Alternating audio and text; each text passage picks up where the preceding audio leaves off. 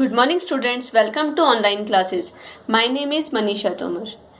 हम बैक्टीरिया के बारे में बात कर रहे थे, तो आज हम स्टडी करेंगे economic importance of bacteria. Economic importance क्या होती है कि किस तरह से बैक्टीरिया हमें अफेक्ट करते हैं।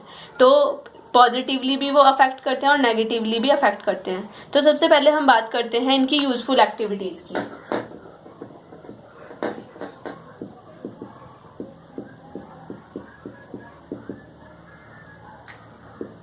किस तरह से बैक्टीरिया हमारे लिए यूजफुल हैं। तो एग्रीकल्चर की अगर हम बात करें तो एग्रीकल्चर में एक तरह से ये बायो फर्टिलाइजर का काम करते हैं।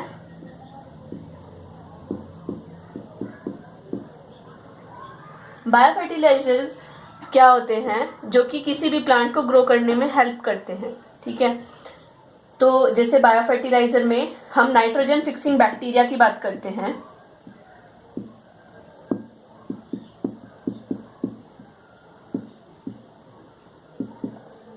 हमारे पास बहुत सारे किंगडम मोनेरा के ऐसे मेंबर्स हैं जो कि नाइट्रोजन फिक्सेशन का काम करते हैं, क्योंकि इनके पास एक एंजाइम होता है नाइट्रोजिनेज,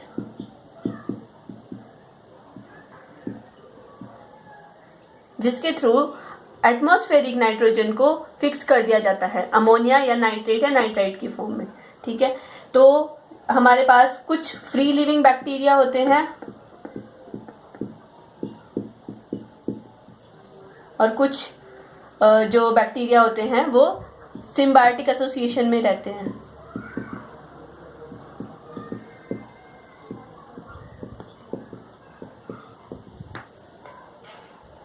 तो फ्री लिविंग बैक्टीरिया में है जैसे एजोटोबैक्टर,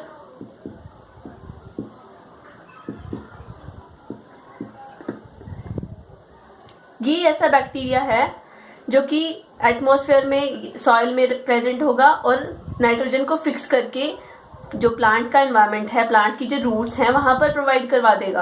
अब प्लांट्स क्या करेंगे, उसे वहां से एब्जॉर्ब कर लेंगे। सिम्बायोटिक एसोसिएशन का मतलब है जिसमें बैक्टीरिया किसी भी प्लांट या किसी भी ऑर्गेनिज्म के साथ, यहाँ पे प्लांट्स की बात कर रहे हैं हम, तो किसी भी प्लांट के साथ वो सिम्बायोटिक एसोसिएशन में रहेगा, जहां से वो खुद भी बेनिफिट प्राप्त करेगा और उस प्लांट के लिए भी नाइट्रोजन फिक्स करके देगा। ठीक है, तो जैसे इसमें राइजोबियम है, राइजोबियम ऐसा करता है जो कि लेग्यूमिनस प्लांट्स के साथ सिम्बायोटिक एसोसिएशन में रहता है। लेग्यूमिनस होते हैं जो हमारे दालें वगैरह होती हैं जिनकी रूट्स में नोड्यूल होते हैं। ये क्या करता है, जैसे हमारी रूट है, ठीक है, रूट में रूट हेयर्स प्रेजेंट होते हैं। तो ये क्या करता है, रूट हेयर्स के थ्रू एक इन्फेक्शन थ्रेड एंटर करवाता है और अंदर जाकर कॉर्टेक्स वाले रीजन में अपनी बैक्टीरिया की कॉलोनी बना देता है। अब जो लेगुमिनस प्लांट्स होते हैं उनके अंदर एक लेग हीमोग्लोबिन नाम का पिगमेंट होता है। लेग हीमोग्लोबिन जो कि क्या करता है, ऑक्सीजन स्क्वेंजिंग करता है।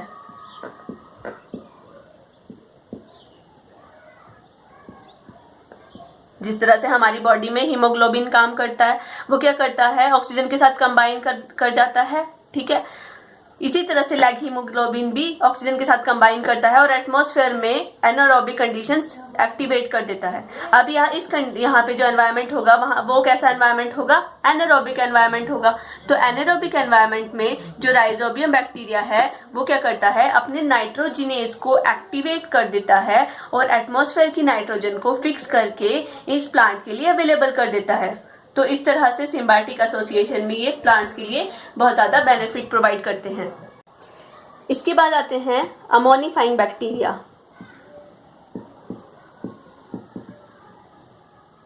अमोनिफाइंग बैक्टीरिया, ये बैक्टीरिया क्या करते हैं, जो प्रोटीन्स होती हैं, प्रोटीन्स किससे बनी होती है, अमाइनो एसिड से बनी होती है। तो ये प्रोटीन्स के अंदर जो अमाइनो एसिड्स हैं उससे अमोनिया प्रोड्यूस कर देते हैं। ठीक है, फिर अमोनिया से फर्दर नाइट्रोजन में वो चेंज हो जाता है, मतलब एक तरह से न्यूट्रिएंट साइकिल में भी ये हेल्प करते हैं। ठीक है, इसके साथ साथ हमारे पास कुछ बैक्टीरिया होते हैं जैसे nitrate bacteria and nitrite bacteria. जो नाइट्राइट बैक्टीरिया होते हैं, नाइट्राइट बैक्टीरिया अमोनिया को नाइट्राइट में कन्वर्ट कर देते हैं, और जो नाइट्रेट बैक्टीरिया है ये नाइट्राइट को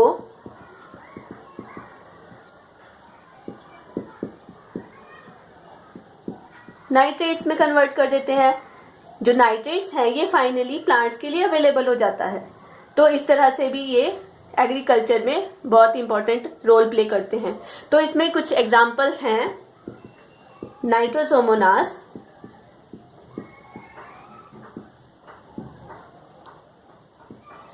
नाइट्रोसोकोकस,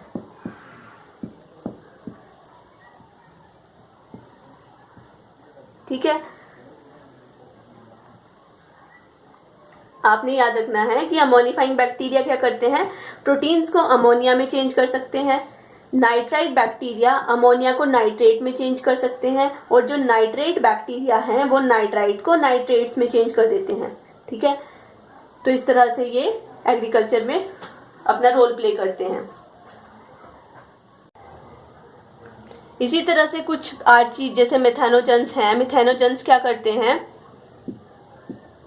गोबर गैस प्रोड्यूस करने में हेल्प करते हैं। ठीक है, विच इज मिथेन। ठीक है, तो उसमें ये अपना रोल प्ले करते हैं। इसके साथ साथ हम अगर इंडस्ट्री में बात करें तो जैसे शुगर है, शुगर से विनेगर बनता है। तो यहां पर कौन सा बैक्टीरिया एक्ट करता है, बैसिलस एसिडी। ये बैक्टीरिया शुगर्स को विनेगर में या एसिटिक एसिड में कन्वर्ट कर देता है। इसके अलावा जैसे डेयरी फार्म है,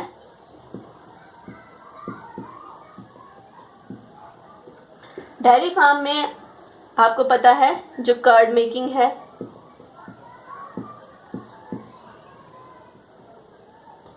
चीज मेकिंग में,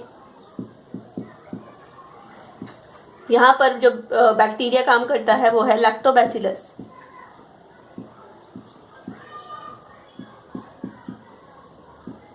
ये बैक्टीरिया क्या करता है, मिल्क के अंदर एक प्रोटीन होती है, milk sugar, sorry, sugar of milk is lactose. ठीक है, तो लैक्टोबैसिलस क्या करता है, ये इस लैक्टोज को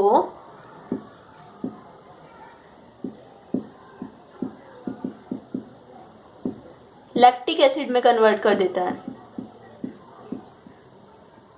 तो कुछ लोग ऐसे होते हैं जो मिल्क डाइजेस्ट नहीं कर सकते, वो क्या कर सकते हैं, कर्ड को कंज्यूम कर सकते हैं। इसी तरह से चीज फॉर्मेशन में भी लैक्टोबैसिलस की एक और स्पीशीज है, वो अपना रोल प्ले करती है और चीज फॉर्मेशन में भी ये हेल्प करता है। ठीक है, इसके अलावा सीवेज ट्रीटमेंट में कुछ बैक्टीरिया क्या करते हैं, सीवेज ट्रीटमेंट में हेल्प करते हैं। ठीक है, जो ऑर्गेनिक कंटेंट होता है सीवेज का उसको डाइजेस्ट कर देते हैं। तो इसमें एग्जांपल्स हैं स्यूडोमोनास एंड क्लोस्ट्रीडियम। आपको एग्जांपल्स याद रखने हैं सारे। ठीक है, इसके बाद है जैसे क्यूरिंग ऑफ लीव्स।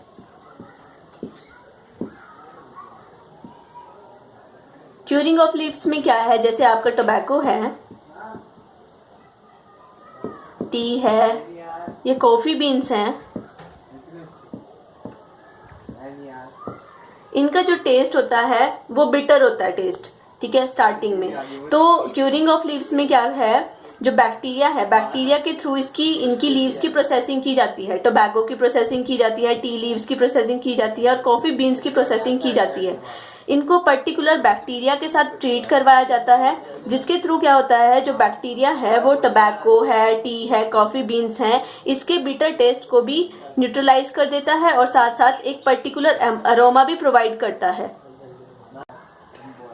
तो उस पर्टिकुलर अरोमा के थ्रू क्या होता है, इन चीज़ों का टेस्ट और बेटर बन जाता है। अब जैसे टी है, आपने अलग अलग वेराइटीज़ की टी देखी होगी, तो उसमें क्या है, पर्टिकुलर बैक्टीरिया के साथ उसकी फर्मेंटेशन की जाती है, क्यूरिंग की जाती है, जिसके थ्रू एक पर्टिकुलर अरोमा प्रोवाइड किया जाता है टी को, ठीक है। इसी तरह से कॉफ़ी है और टबैको है, जिसकी अलग अलग अरोमा होती है। इसके बाद आता है जैसे जेनेटिक इंजीनियरिंग है। जेनेटिक इंजीनियरिंग में भी बैक्टीरियाज बहुत इंपॉर्टेंट रोल प्ले करते हैं। जेनेटिक इंजीनियरिंग में बेसिकली होता क्या है, इसमें माइक्रो ऑर्गेनिजम्स के अंदर हम जीन्स को मैनिपुलेट कर देते हैं और उसको ह्यूमन बेनिफिट्स के लिए यूज करते हैं।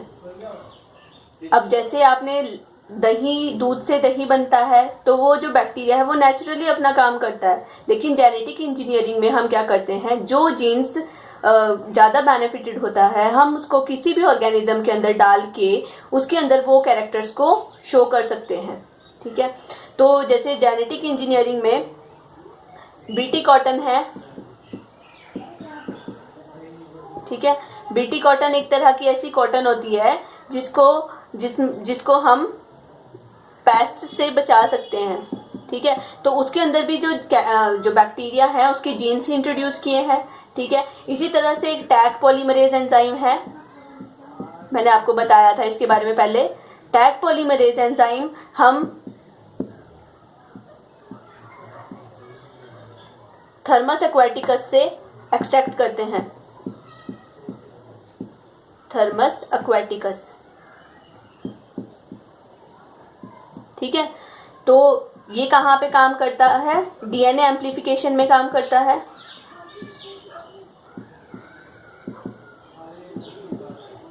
इसी तरह से जैसे बैक्टीरिया के अंदर प्लाज्मिड होता है, तो प्लाज्मिड भी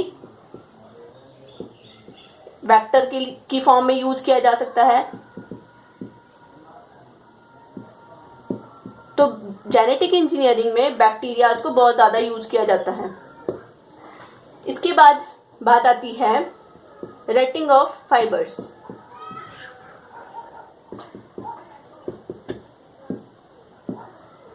अब रेटिंग ऑफ फाइबर्स क्या होता है, जैसे जूट है, ठीक है। जूट के थ्रेड्स होते हैं जिसके थ्रू हम क्या करते हैं, बैग्स बनाते हैं और जगह इसको यूज किया जाता है। तो वो फाइबर्स आते कहाँ से हैं, वो थ्रेड्स आते कहाँ से हैं, वो फाइबर्स बेसिकली बास्ट फाइबर्स होते हैं। बास्ट फाइबर्स फ्लोएम वाला पोर्शन होता है, ठीक है। जो जूट का प्लांट होता है उसमें क्या है, उसकी जो स्टेम है, स्टेम को क्या करते हैं, उसके स्टेम को पानी के अंदर डाल दिया जाता है। उनकी जैसे स्टेम के बीच में पैक्टिन की लेयर्स होती हैं जो उन फाइबर्स को कंबाइन करके रखती हैं। तो जैसे उनको पानी में डाल दिया जाता है, वो बैक्टीरिया क्या करता है, पैक्टिनेज एंजाइम सिक्रीट करता है और वो पैक्टिनेज एंजाइम इस पैक्टिन को डिसॉल्व कर देता है, जिसकी वजह से ये जो फाइबर्स हैं, बास्ट फाइबर्स हैं, ये सेपरेट हो जाते हैं और इन फाइबर्स की फर्दर प्रोसेसिंग की जाती है और उसको फिर यूज कर लेते हैं हम, जिसको हम बहुत सारे प्रोडक्ट्स बनाने में यूज करते हैं। तो वो जूट से एक्सट्रैक्ट किए जाते हैं। तो जो रेटिंग की जाती है, उन फाइबर्स को अलग किया जाता है, ये सारा काम कौन करता है, बैक्टीरिया ही करते हैं, ठीक है। तो रेटिंग ऑफ फाइबर में ये अपना बहुत इंपॉर्टेंट रोल प्ले करते हैं।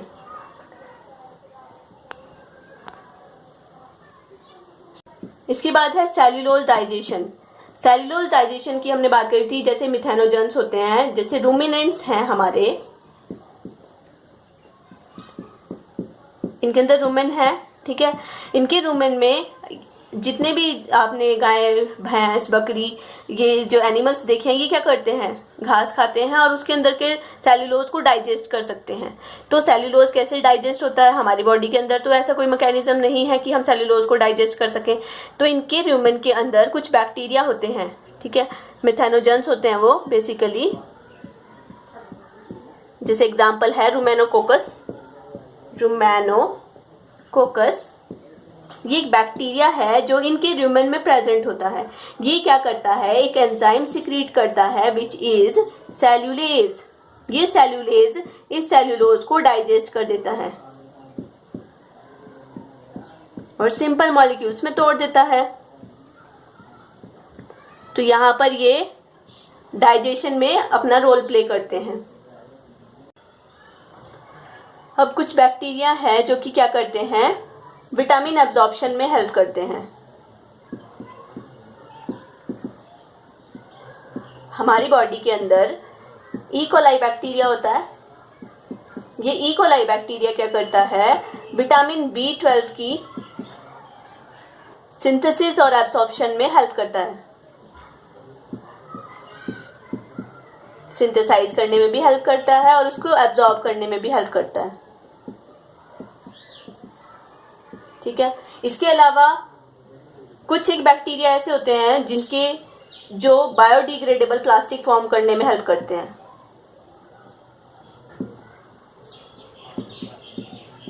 ठीक है। कुछ बैक्टीरिया ऐसे होते हैं जिनकी जो रिजर्व फूड मटेरियल होता है उसमें एक केमिकल होता है which is PHB, poly beta hydroxy butyrate.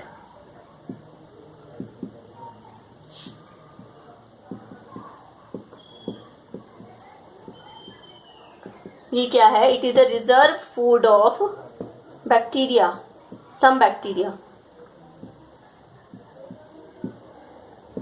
कुछ एक बैक्टीरिया में होता है रिजर्व फूड, ठीक है, अदरवाइज ग्लाइकोजन होता है। तो रिजर्व फूड है क्या है, beta hydroxy, poly beta hydroxy butyrate, और इसको यूज किया जाता है बायोडिग्रेडेबल प्लास्टिक फॉर्म करने में, जिसकी वजह से क्या होता है, पोल्यूशन कंट्रोल होता है।